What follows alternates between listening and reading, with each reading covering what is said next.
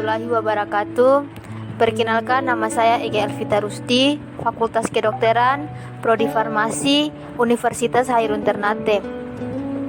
Di sini saya akan menjawab tugas UTS yang diberikan oleh Ibu dalam bentuk video.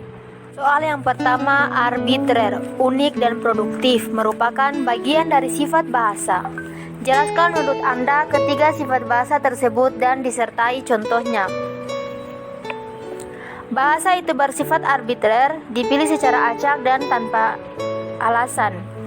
Bahasa itu produktif, banyak hasilnya atau lebih tepat terus-menerus menghasilkan.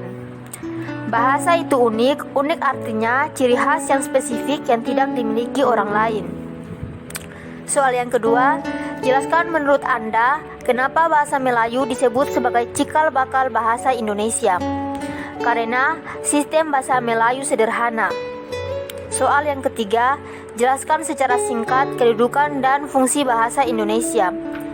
Dalam kedudukannya sebagai bahasa nasional, fungsi bahasa Indonesia adalah identitas nasional dan sebagai alat untuk perhubungan antar warga.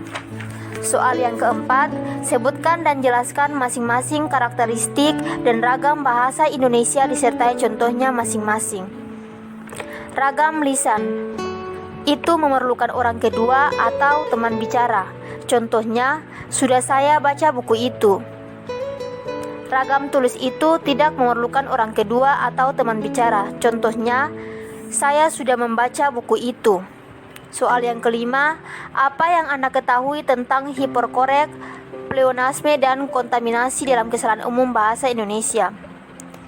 Hiperkorek adalah kesalahan berbahasa karena membetulkan bentuk yang sudah benar sehingga menjadi salah. Pleonasme adalah majas yang bermakna sama untuk menegaskan suatu hal.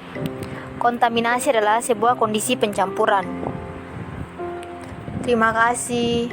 Wassalamualaikum warahmatullahi wabarakatuh.